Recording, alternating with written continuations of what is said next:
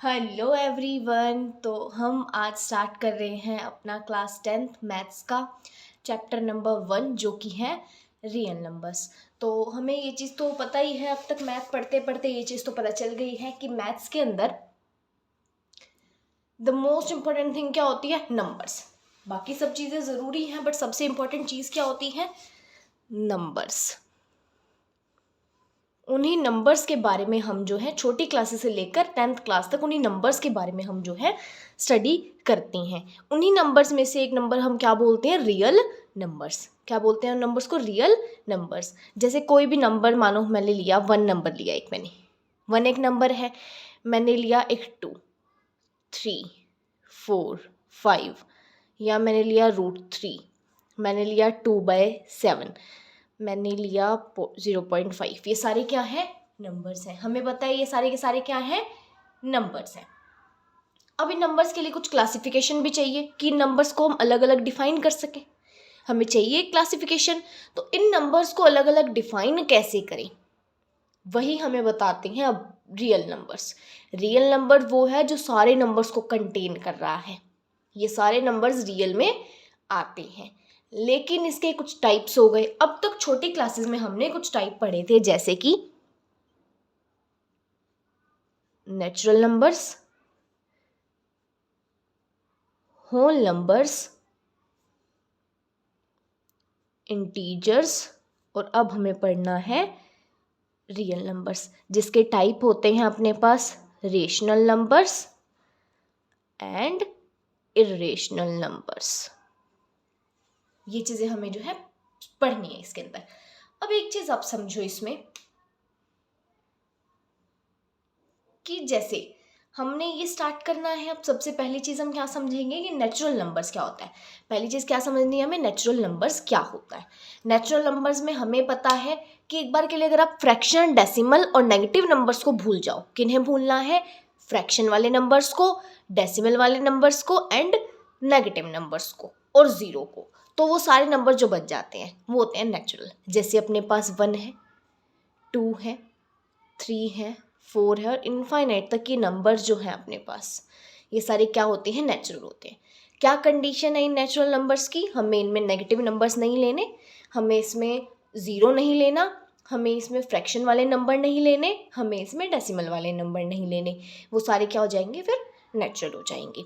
हमने अगर अब बात करें होल की, बस इन्हीं नंबर्स के अंदर अगर हम ज़ीरो भी साथ ले लें तो वो होल हो जाता है। ज़ीरो भी अगर साथ ले लें और साथ में ले लेंगे ये नंबर्स, तो वो क्या हो जाता है, होल हो जाता है। कंडीशन सेम है, हमें पॉजिटिव नंबर्स लेने हैं, सिर्फ नेगेटिव नहीं लेने, हमें फ्रैक्शन वाले नंबर्स नहीं लेने, हमें डेसिमल वाले नंबर नहीं लेने। ऐसे ही कुछ कंडीशन इंटीजर्स की है। इंटीजर्स में एक चीज़ ध्यान रखना, नेगेटिव आप ले सकते हो, जैसे मैंने लिया नेगेटिव इनफाइनाइट से कितने भी नंबर ले लो, -6, -5, कोई भी आप ले लो, ज़ीरो ले लो, 1 2 पॉजिटिव ले लो इनफाइनाइट तक, मतलब ज़ीरो भी ले सकते हो, पॉजिटिव भी आउट ले सकते हो, नेगेटिव भी ले सकते हो। लेकिन कंडीशन क्या है, आपको फ्रैक्शन नहीं लेनी, आपको डेसिमल नहीं लेना। वो सारे क्या हो जाएंगे, इंटीजर्स हो जाएंगे। समझ आया। नेचुरल में हम फ्रैक्शन डेसिमल नहीं लेंगे, हम नेगेटिव भी नहीं लेंगे, हम ज़ीरो भी नहीं लेंगे। होल में हमने ज़ीरो को ऐड कर लिया और बाकी नेचुरल नंबर्स ले लिए। इंटीजर्स में हम क्या करेंगे, नेगेटिव भी ले लेंगे, ज़ीरो भी ले लेंगे और पॉजिटिव भी ले लेंगे। रियल में क्या होता है, रियल में ये सारे के सारे नंबर्स आ जाते हैं और फ्रैक्शन भी आ जाएगा, डेसिमल भी आ जाएगा, वो क्या हो जाएंगे, रियल हो जाएंगे। अब रियल में 2 टाइप होते हैं, पहला रेशनल, सेकंड क्या है, इरेशनल। पहला क्या है, रेशनल, जिसको हम क्यू से डिनोट करते हैं, दूसरा क्या है, इरेशनल, जिसको हम क्यू डैश से डिनोट कर सकते हैं। अब समझना क्या है, रेशनल क्या होते हैं ये देखना है हमें, और इरेशनल क्या होते हैं ये देखना है।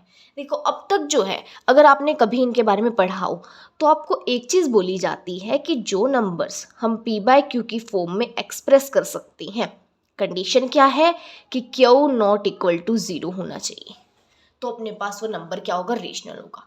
यही कंडीशन बोली जाती है अब तक कि जो नंबर हम p/q की फॉर्म में, विच मीन्स हम न्यूमरेटर और डिनोमिनेटर की फॉर्म में एक्सप्रेस कर सकते हैं, उन नंबर्स को हम बोलते हैं रेशनल। कंडीशन क्या है कि क्यू जो है अपने पास यानी डिनोमिनेटर 0 नहीं होना चाहिए, डिनोमिनेटर 0 नहीं होना चाहिए। ये कंडीशन थी अपने पास, उनको हम रेशनल बोलते हैं। लेकिन अगर हम कंप्लीट नॉलेज लेना चाहें तो हम इरेशनल के बारे में पढ़ेंगे। जब हम इरेशनल की नॉलेज ले लेंगे तो उससे हम उसके अपोजिट को बोल सकते हैं कि वो रेशनल होगा।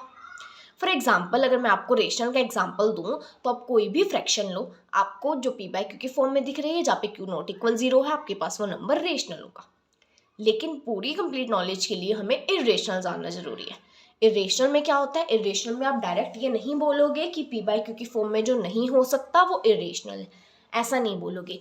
आप बात करोगे डेसिमल एक्सपेंशन की। अब ये क्या होता है? तो डेसिमल एक्सपेंशन क्या होता है? देखो, मान लो मैंने एक नंबर लिया, मैंने ले लिया एक नंबर, मान लो 11/2 ले लिया, मैंने लिया 11/2। अब जब आप इसको डिवाइड करोगे तो क्या होगा? 5 पे जाएगा, 2 5 ज़ा 10 एंड 1 फिर बचेगा, 2 5 ज़ा 10। ऐसे ही डिवाइड होगा, 5.5 आपके पास आंसर आएगा।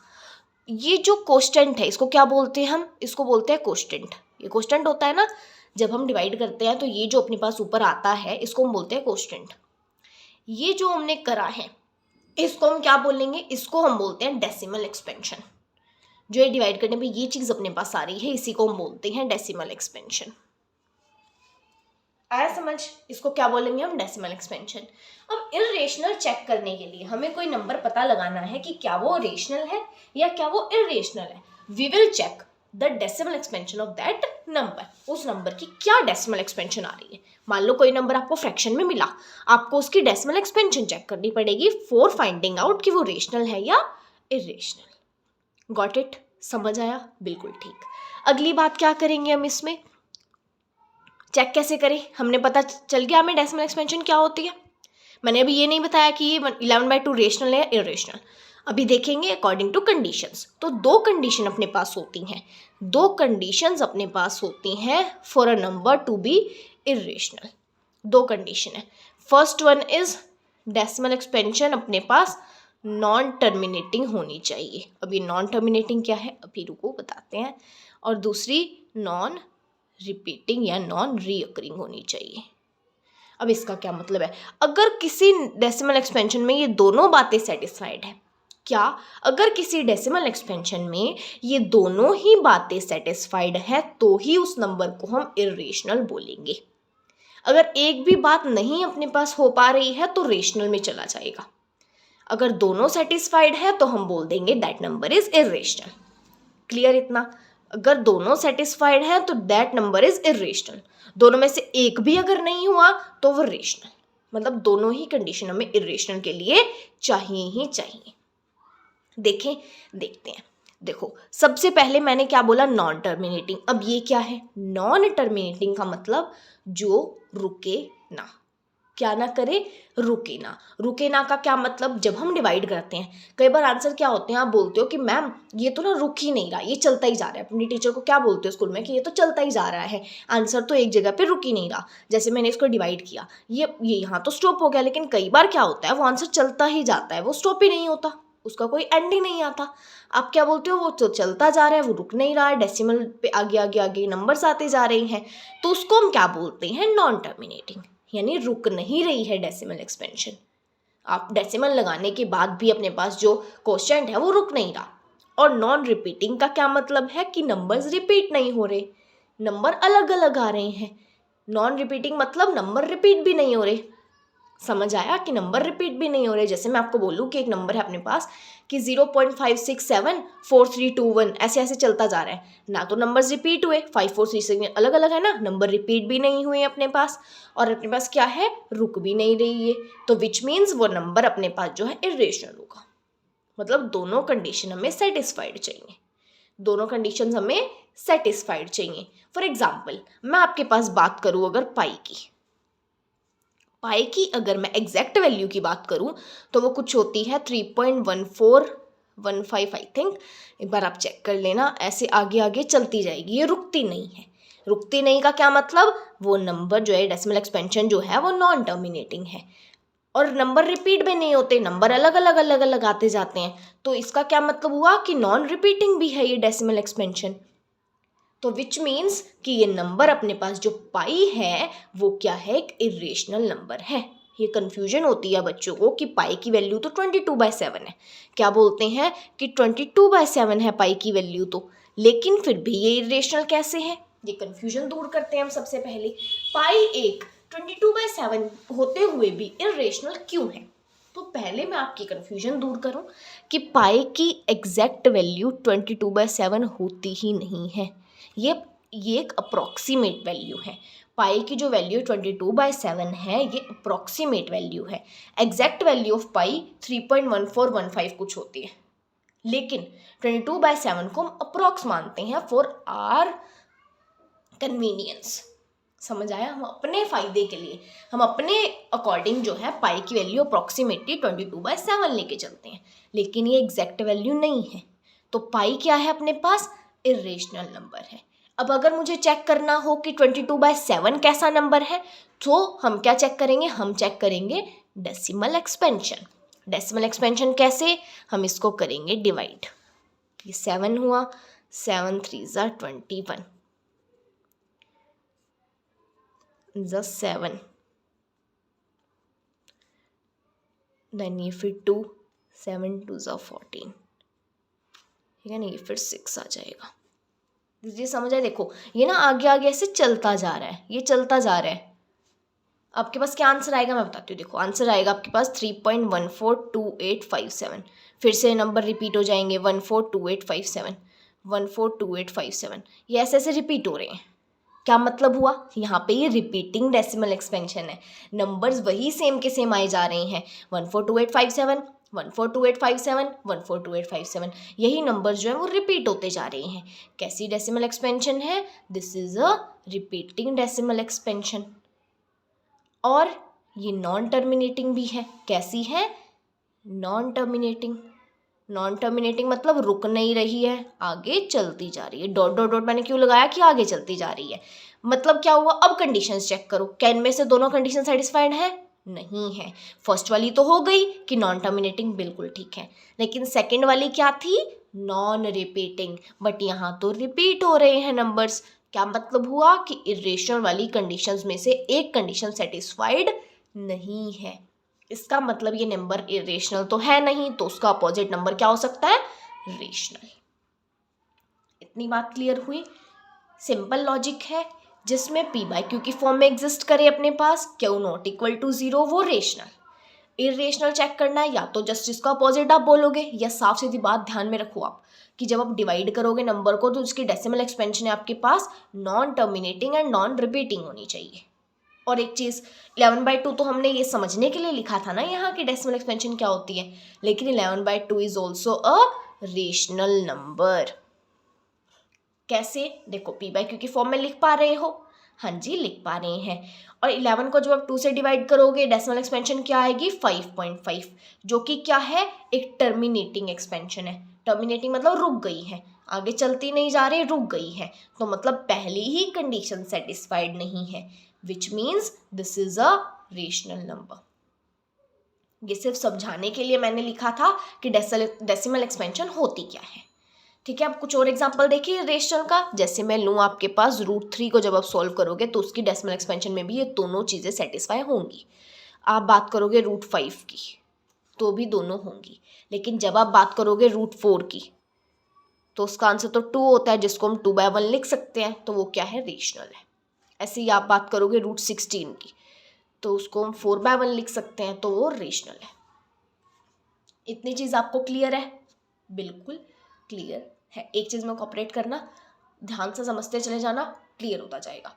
क्विक रिकैप लेते हैं, हमने क्या सीखा, हमें पता था नंबर्स हमारे लिए मैथ में बहुत इंपॉर्टेंट है। हमने पहले टाइप पढ़े हुए हैं नेचुरल, हमने पॉजिटिव लिए सारे, हमने नेगेटिव नहीं लिए, हमने ज़ीरो नहीं लिया, हमने फ्रैक्शन नहीं ली, हमने डेसिमल नहीं लिया। होल में हमने सारे लिए, ज़ीरो भी लिया, पॉजिटिव भी लिया, लेकिन नेगेटिव, फ्रैक्शन, डेसिमल ये नहीं लिए। इंटीजर्स में फ्रैक्शन डेसिमल तो नहीं ली, बट हमने नेगेटिव नंबर्स लिए, पॉजिटिव लिए और ज़ीरो लिया। रियल में हमने 2 टाइप देखे, ये सारे रियल ही हैं। रियल में 2 टाइप देखे, एक रेशनल होता है, एक इर्रेशनल होता है। रियल में फ्रैक्शन और डेसिमल भी इंक्लूडेड है। तो रेशनल में क्या देखा, p बाय q की फॉर्म, और इर्रेशनल में हमने डेसिमल एक्सपेंशन चेक की। डेसिमल एक्सपेंशन अगर अपने पास ये दोनों कंडीशन सेटिस्फाई कर रही है, सो विच मीन्स कि क्या मतलब हुआ यहाँ पे हमारे पास कि कंडीशन सेटिस्फाइड, विच मीन्स ये एक इर्रेशनल नंबर होगा। ठीक है भाई, इतना तो हमें समझ। अब आते हैं नेक्स्ट चीज़ पे अपनी। नेक्स्ट चीज़ क्या है, एक फंडामेंटल थ्योरम ऑफ अरिथमेटिक है, थ्योरम है एनसीईआरटी की। देखो, ज़्यादा इंग्लिश के चक्कर में इसमें पढ़ोगे कुछ फ़ायदा नहीं है। मैथ्स में आपको क्या मेन चीज़ होती है, कंसेप्ट समझना है। कंसेप्ट में आपको ऐसे बता देती हूँ क्या कह रहा है ये कह रहा है कि हर कंपोजिट नंबर को, कंपोजिट नंबर पहले क्या होते हैं ये समझो। एक तो नंबर होते हैं कंपोजिट, एक नंबर होते हैं प्राइम, दोनों समझते हैं। कंपोजिट नंबर्स वो नंबर्स होते हैं जिनको 1 भी डिवाइड कर सकता है, जिन नंबर्स को अपने पास जो है वो खुद भी डिवाइड कर सकता है और एक अदर नंबर भी डिवाइड कर सकता है। नहीं समझ आया? देखो क्या कह रहा है, मान लो अपने पास एक नंबर 16 है, 16 को 1 भी डिवाइड कर सकता है, 1 इंटू 16 16 होता है।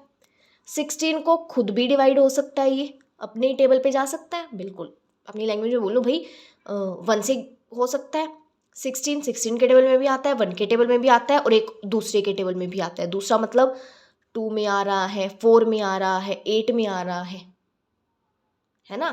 तो मतलब खुद के और 1 के अलावा और भी दूसरे नंबर अगर इसको डिवाइड कर पा रहे हैं तो वो क्या होगा, कंपोजिट होगा।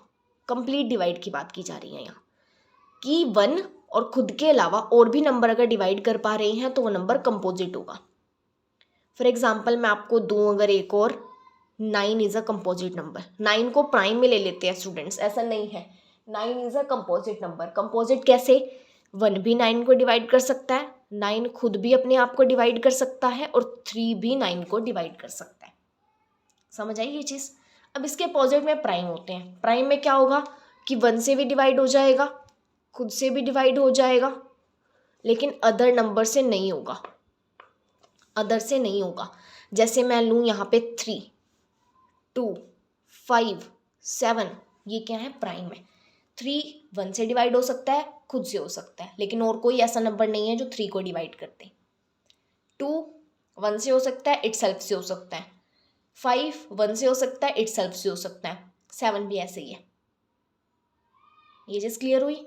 यहाँ तो अदर नंबर आ रहा था डिवाइड करने में, लेकिन यहाँ पे अदर नंबर नहीं आ रहा है। और एक कन्फ्यूजन और होती है कि क्या 1 प्राइम है या नहीं। तो ये चीज़ समझो आप, 1 is not a prime number. क्यों ऐसा? क्योंकि कंडीशन कंप्लीट समझो ना आप। यहाँ कंडीशन क्या थी कि एक 1 से और खुद से अलावा भी कोई नंबर होना चाहिए डिवाइड करने वाला। यहाँ कंडीशन क्या है कि 1 होना चाहिए और खुद से होना चाहिए, मतलब 2 तो होने चाहिए, 1 और खुद, 1 और खुद 2 होने चाहिए। लेकिन 1 के केस में तो सिर्फ एक ही हो रहा है, 1 के केस में तो एक ही हो रहा है 1, और वो खुद 1 ही है। तो 1 के केस में एक हुआ ना डिवाइड करने वाला, यहाँ 2 हो रहे थे, 1 और इटसेल्फ, यहाँ सिर्फ 1 है। तो क्या होगा, अपने पास 1 प्राइम नहीं है। 1 के अलावा जो नंबर्स इस कंडीशन को सेटिस्फाई करेंगे वो होंगे प्राइम। इतने से चीज़ थी, समझ आ गया। अब ये थ्योरम समझो। ये क्या कहती है, जितने भी कंपोजिट नंबर्स हैं अपने पास, उनको हम एज प्रोडक्ट ऑफ प्राइम्स लिख सकते हैं। मतलब कि मान लो अपने पास ये नंबर है 16, इसको हम प्रोडक्ट ऑफ प्राइम्स में लिख सकते हैं। मतलब कि क्या मैं 16 को मैं ऐसे लिख सकती हूँ कि मैं किन्हीं प्राइम नंबर्स को मल्टीप्लाई करके 16 के तौर पर एक्सप्रेस करूँ। मतलब साफ सीधी बात ये समझो, जैसे एक नंबर अपने पास प्राइम है 2, समझ आया? ये 2 क्या है, प्राइम नंबर है। 16 को मैं इस फॉर्म में लिख सकती हूँ। यही ये चीज़ कह रहे हैं कि प्रोडक्ट ऑफ प्राइम्स में 16 इज अ कंपोजिट नंबर। 16 को मैंने, कंपोजिट नंबर को मैंने प्रोडक्ट ऑफ यानी मल्टीप्लीकेशन ऑफ प्राइम नंबर्स में एक्सप्रेस कर दिया। कैसे? 2 into 2 4, 4 into 2 8, 8 into 2 16। As product of prime numbers मैं एक्सप्रेस कर सकती हूँ एक कंपोजिट नंबर को। यही चीज़ बोल रही थी ये थ्योरम। मतलब मैं एक तरह से फैक्टराइजेशन इसकी कर सकती हूँ। फैक्टराइजेशन करनी आती है, छोटी क्लासेस में सिखाई गई थी, जिसे डिवाइड करते हैं वैसे ही करनी होती है। हमने प्राइम नंबर लिया 2 8 जा 16, फिर प्राइम नंबर लिया 2 4 जा 8, फिर प्राइम नंबर लिया 2 2 जा 4, फिर प्राइम नंबर लिया 2 1 जा 2। तो क्या आ गया, ये प्राइम फैक्टर्स इसके आ गई। ये होती है prime factorisation. Fundamental theorem of arithmetic यही समझा रही थी। क्लियर हुआ कंसेप्ट? सिर्फ यही बोल रहा है कि हर कंपोजिट नंबर को हम एक्सप्रेस कर सकते हैं as product of prime numbers. बस इतनी सी चीज़ है इसके अंदर। अब नेक्स्ट चीज़ क्या समझनी है हमें? नेक्स्ट भी थ्योरम है, नेक्स्ट भी बहुत ईजी है, इसमें भी चक्कर में मत पड़ो, सीधे समझो। क्या कहता है कि P एक प्राइम नंबर है। हमने क्या माना? P एक क्या है? प्राइम नंबर है। ठीक है, मान लेते हैं हम कोई नंबर ले लेते हैं P एज प्राइम, हम ले लिया, मान लो हमने ले लिया 5। ठीक है, एक प्राइम नंबर हमने लिया। अगर ये प्राइम नंबर डिवाइड करता है A के स्क्वायर को, जहाँ पे A क्या है? एक पॉजिटिव इंटीजर है। ठीक है, A क्या है? पॉजिटिव इंटीजर है। अगर A स्क्वायर को जो है 5 डिवाइड करते हैं, मान लो A मैंने ले लिया 25, तो A स्क्वायर क्या होगा? 625 होगा। 25 को 25 से मल्टीप्लाई करोगे 625 आएगा। तो ये क्या बोलती है थ्योरम कि अगर मान लो हमने एक प्राइम नंबर लिया, मैंने लिया 5, जो कि डिवाइड कर रहा है A स्क्वायर को। A स्क्वायर मतलब कि 625 को 5 डिवाइड करता है 625 को, यानी A स्क्वायर को। इसका यहाँ मतलब क्या होगा कि 5 डिवाइड करेगा A को भी, मतलब 25 को भी। मतलब अगर एक प्राइम नंबर किसी पॉजिटिव इंटीजर के स्क्वायर को डिवाइड कर रहा है तो वो उस पॉजिटिव इंटीजर को भी डिवाइड करेगा। एक एग्जांपल और लो, जैसे मैंने एक प्राइम नंबर लिया 2। अगर 2 जो है अपने पास 4 के स्क्वायर को डिवाइड कर रहा है, यानी 16 को डिवाइड कर रहा है, तो 2 जो है अपने पास 4 को भी डिवाइड करेगा। अगर 2 4 के स्क्वायर को डिवाइड कर रहा है तो 2 4 को भी डिवाइड करेगा। अगर 5 25 के स्क्वायर को डिवाइड कर रहा है तो 5 25 को भी डिवाइड करेगा। इतनी सी थ्योरम थी, बस बात यही खत्म है। बस बात यही खत्म है।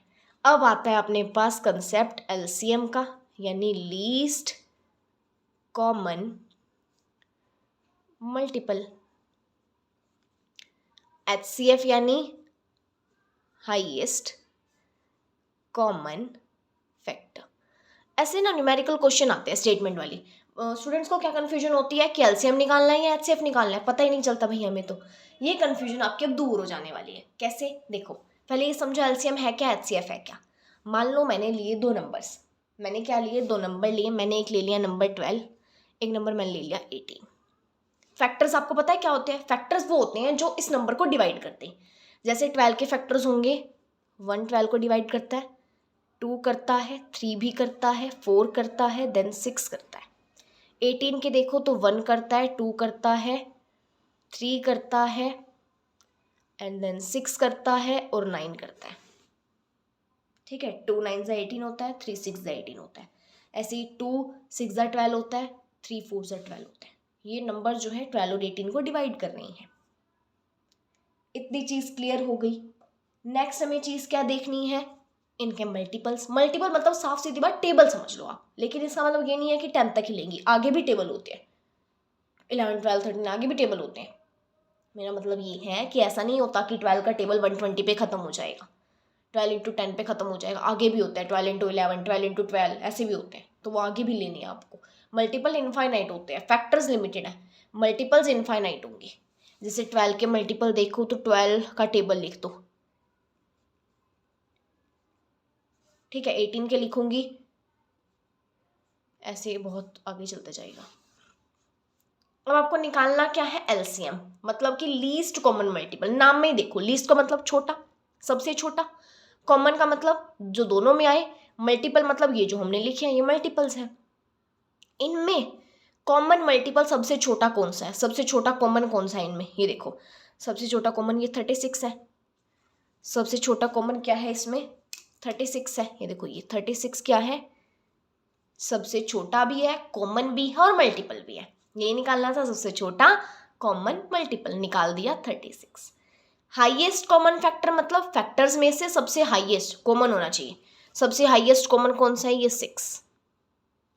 सबसे हाईएस्ट कॉमन क्या है? 6 है।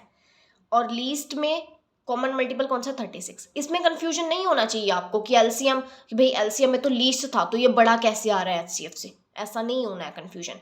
ये देखो ना, मल्टीपल टेबल है, मतलब वो बड़े नंबर्स होंगे। उन बड़े नंबर्स में से आपको सबसे छोटा फाइंड करना है। ऐसे इन छोटे नंबर्स में से आपको सबसे बड़ा फाइंड करना है। कंफ्यूजन ये मत रखो कि नाम में लीस्ट है तो आंसर छोटा आएगा, नहीं, एलसीएम हमेशा नंबर्स से बड़ा आएगा। एलसीएम नंबर्स से बड़ा आएगा और एचसीएफ नंबर्स से छोटा आएगा। अपोजिट लेके चलो, एलसीएम नंबर्स से बड़ा आएगा क्योंकि मल्टीपल बड़ा होता है, और एचसीएफ नंबर से छोटा आएगा क्योंकि फैक्टर छोटा होता है। तो क्वेश्चन में अब ये लॉजिक लगाओ, इजीली आपको पता चल जाएगा कि एलसीएम है या एचसीएफ। बस इतनी सी बात है। प्राइम फैक्टराइजेशन आपको करनी आती है, आपको एलसीएम एचसीएफ निकालना मैं क्वेश्चंस में सिखा दूंगी। और एक फॉर्मूला और लिख लो अभी फिलहाल के लिए कि जब आप एलसीएम को एचसीएफ से मल्टीप्लाई करोगे तो आपके पास प्रोडक्ट ऑफ टू नंबर्स आएगा। अब ये क्या है भाई, मान लो आपको एक नंबर दिया मैंने ए, दूसरा नंबर मैंने दिया बी। आपने जब इनको मल्टीप्लाई करोगे ना, तो अगर आप ए और बी का एलसीएम देखो और उसका एचसीएफ देखो, इनकी मल्टीप्लिकेशन जब आप करोगे वो किसके इक्वल होगा, ए इंटू बी के। क्लियर, समझ आया? बस यहीं तक आपको कंसेप्ट समझना था, यहीं तक थी। अगर आपको ना थोड़ी बहुत भी किसी कंसेप्ट में लगा हो ना कि थोड़ा सा डाउट है तो पूछ लेना कमेंट में। और अगर थोड़ा बहुत भी लगा हो कि इतनी सी मतलब कि वीडियो देखने से अगर 1% भी आपको कुछ गेन हुआ हो ना, तो ज़रूर सब्सक्राइब कर देना। अगर नहीं हुआ है तो मत करो, अगर 1% भी गेन हुआ है ना तो सब्सक्राइब कर देना। So have a good day, have a good day biscuit, smiley, bye bye.